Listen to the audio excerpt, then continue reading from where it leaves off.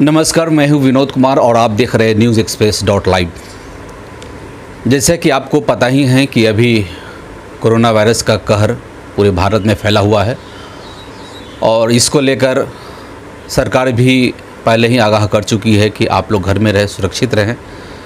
और news express .live के तरफ से भी हम आप सभी से यही प्रार्थना करते हैं कि आप सभी अपने घर में ही रहें, लॉकडाउन का पूरा पालन करें ताकि आप भी सुरक्षित रहें, आपके परिवार भी सुरक्षित रहें। जैसा कि आपको मालूम है कि इस कोरोना वायरस के लॉकडाउन में अभी हम लोग कहीं बाहर नहीं निकल पा रहे हैं।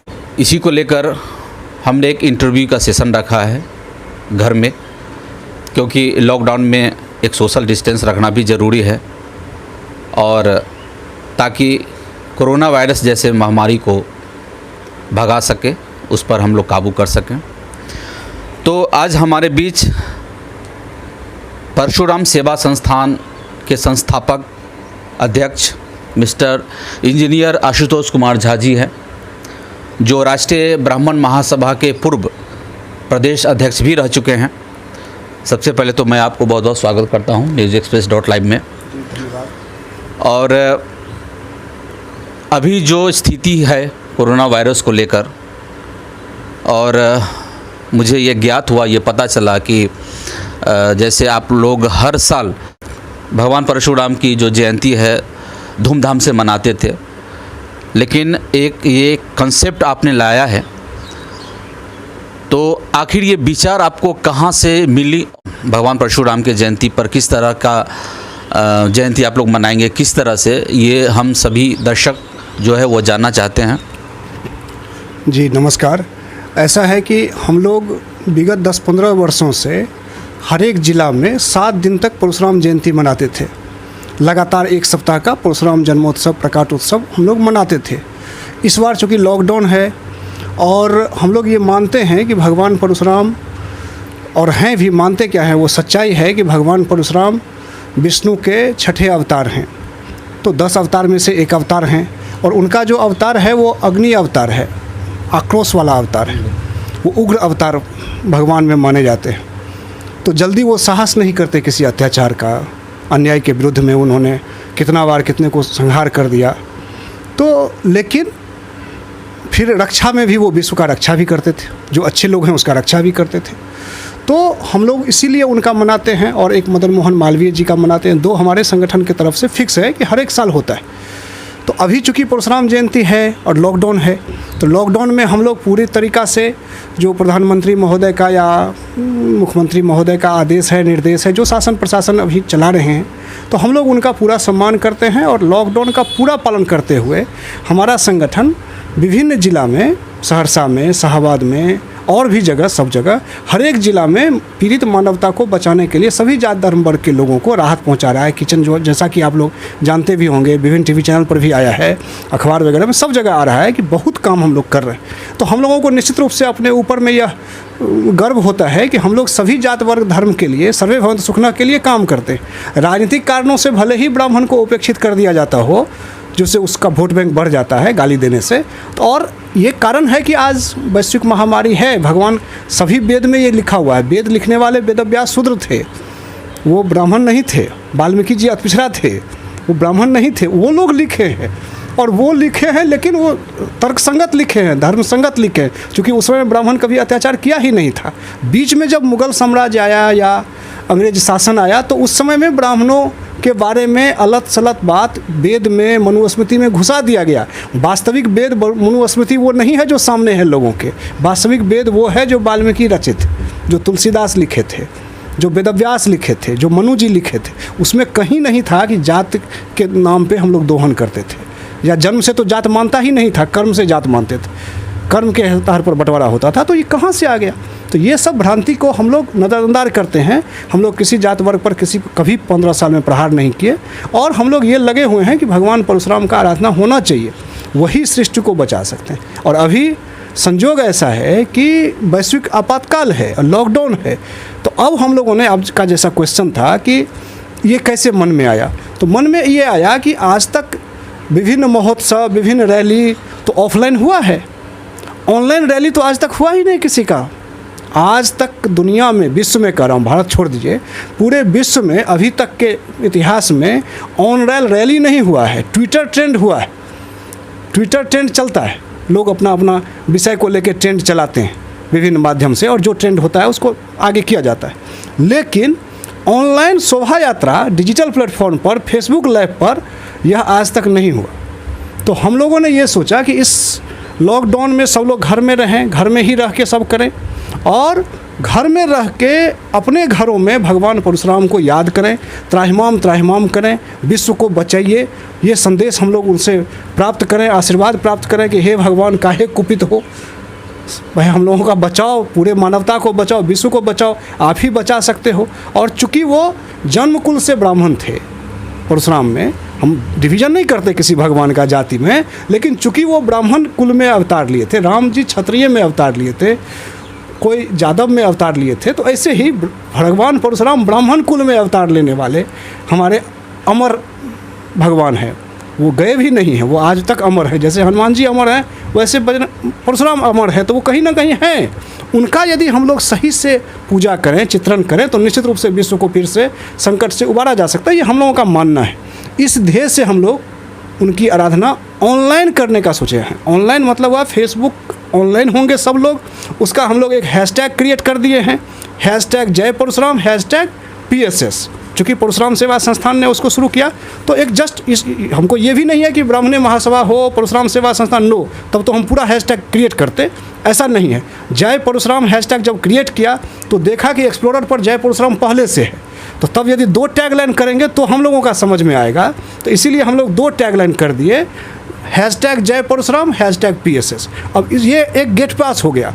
ऑनलाइन शोभा यात्रा में प्रवेश तभी आपका हो रहा है जब आप ये हैशटैग लिख रहे हैं। उसके बाद जिनका जो संगठन है, मैं सभी संगठन को आह्वान करता हूँ, ये सभी ब्राह्मणों को करना चाहिए।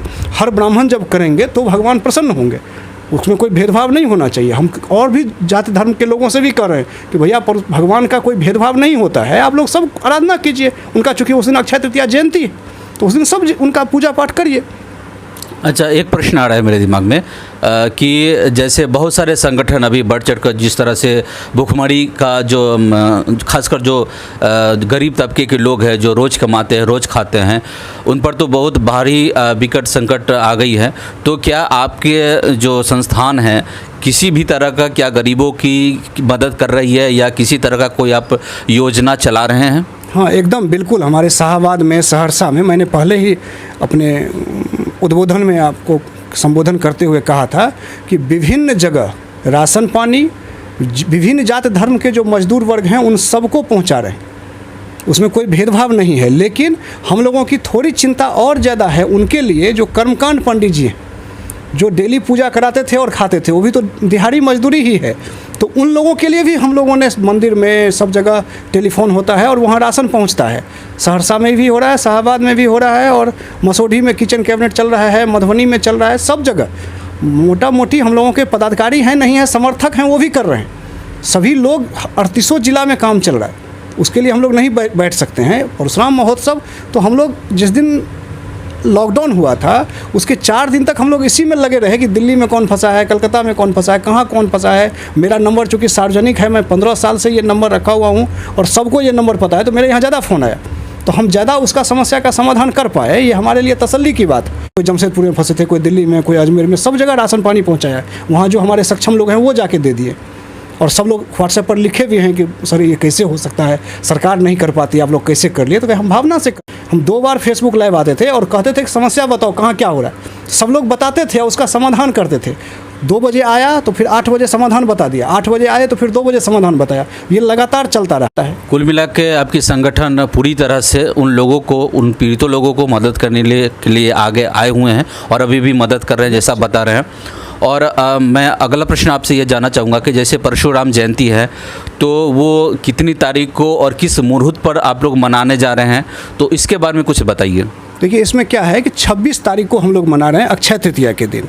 और परशुराम का जो प्राकट्य हुआ है ना, वो कुछ लोग ऐसा कहते हैं कहीं पंचांग में कि 25 को हुआ, माना इस बार 25 को भी वो तिथि पड़ रहा है। तो हम लोगों ने ऐसा किया कि 25 को जिनको मनाना है मना लीजिए, मनाइए, 26 को जिनको मनाना मनाइए, हम उस विवाद में नहीं पड़ते। हम ये कर रहे हैं कि हम लोग जो ऑनलाइन शोभा यात्रा, चूँकि हम पहले ही बोले कि हम लोग 7 दिन तक मनाते हैं, तो हम लोग वो पेकुलियर तिथि को डोनेट करके ये ऑनलाइन शोभा यात्रा नहीं चला रहे।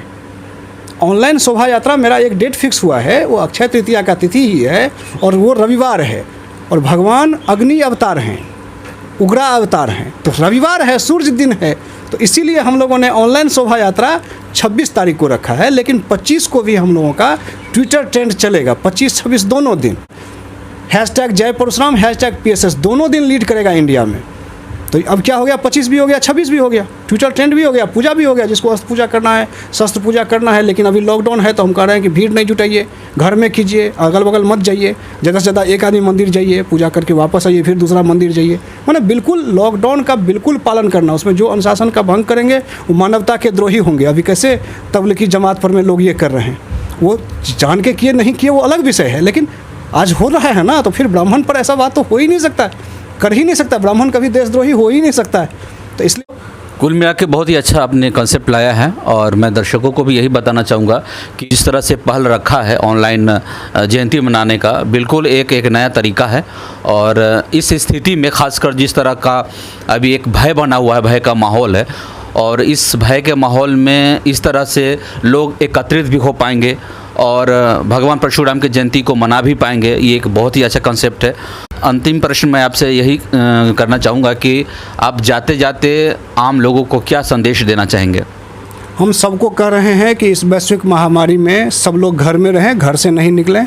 घर से ही जो संवाद विकसित कर सकते हैं, किन्हीं का मदद कर सकते हैं, ज़्यादा से ज़्यादा जिनको मदद की बहुत आवश्यकता हो उनके अकाउंट में या तो पैसा ट्रांसफ़र कीजिए, या एक व्यक्ति जाए, गमछा बांध के जाए, मास्क लगा के जाए, उनको दे दे, फिर वापस आए। इसके अलावा 2-4 आदमी दे करके फ़ोटो सेशन नहीं कराना है, एकदम नहीं करा रहे हैं, हम लोग कहीं नहीं करा रहे। और हम अपने जयंती के लिए आह्वान ये करते हैं कि हर को घर घर में ये हो, जिससे कि ये लगे कि हम लोग एकजुट भी हैं। हम लोगों का एक आह्वान पर में सारे संगठन एक हो जाते हैं। ये भी जो एक भ्रांति है कि ब्राह्मण एक नहीं हो सकते हैं, कुछ लोग बोलते हैं, हम लोग नहीं मानते हैं। हम लोग 15 साल से देख रहे हैं, पूरा एक है। जब कभी कोई सेंटिमेंटल बात होता है सब एक हो जाता है। हाँ, दिमाग बहुत है, इसीलिए दिमागी तौर पर एक नहीं हो सकता है। किसी डिस्कशन पॉइंट पे कहिएगा एक होने, ब्राह्मण एक नहीं। पूरा हम युवा ब्राह्मण एकजुट हैं, और युवाओं की ताकत पर ही ये डिजिटल ऑनलाइन शोभा यात्रा आप देखिएगा, लाखों की संख्या में आएंगे लोग, लाखों, मैं 1000 की बात नहीं कर रहा हूँ, लाखों के संख्या में लोग आएंगे। और 8 बजे सुबह, 8 बजे शाम। मैंने क्या किया है कि पहले ये था कि स्तोत्र पाठ होगा, बहुत विस्तार से होगा, तो हमने कहा कि स्तोत्र पाठ स्तवन जो करें, लेकिन लाइव उतना देर मत कीजिए, लोग नहीं देख पाएंगे आपको। तो उसके लिए हम 5 मिनट ही बोल रहे हैं, सबको बोल रहे हैं 5 मिनट ऑनलाइन आओ, एकदम ठीक 8 बजे आ जाओ और जयकारा लगाओ। जब जब ब्राह्मण बोला है, राज सिंहासन डोला है, जय ब्राह्मण, जय परशुराम, सर्वे भवन्तु सुखिनः, सर्वे सन्तु निरामया, विश्व का कल्याण हो, करुणा संकट दूर हो, हे भगवान परशुराम त्राहि माम त्राहि। बहुत बहुत धन्यवाद आपका। आपने एक बहुत बड़ा कीमती समय आपने दिया और ये रूबरू कराया इन सभी चीज़ों के बारे में। तो एक बार फिर से आपको बहुत बहुत बधाई देता हूं, धन्यवाद। और आप हम सभी मिलकर 26 तारीख को सुबह 8 बजे आप सभी से भी मैं गुजारिश करता हूं कि 26 तारीख को सुबह 8 बजे ऑनलाइन होइए फेसबुक के माध्यम से और भगवान परशुराम जी के जयंती को मनाइए। इतना ही करके मैं समाप्त करता हूँ। धन्यवाद। आप भी आए।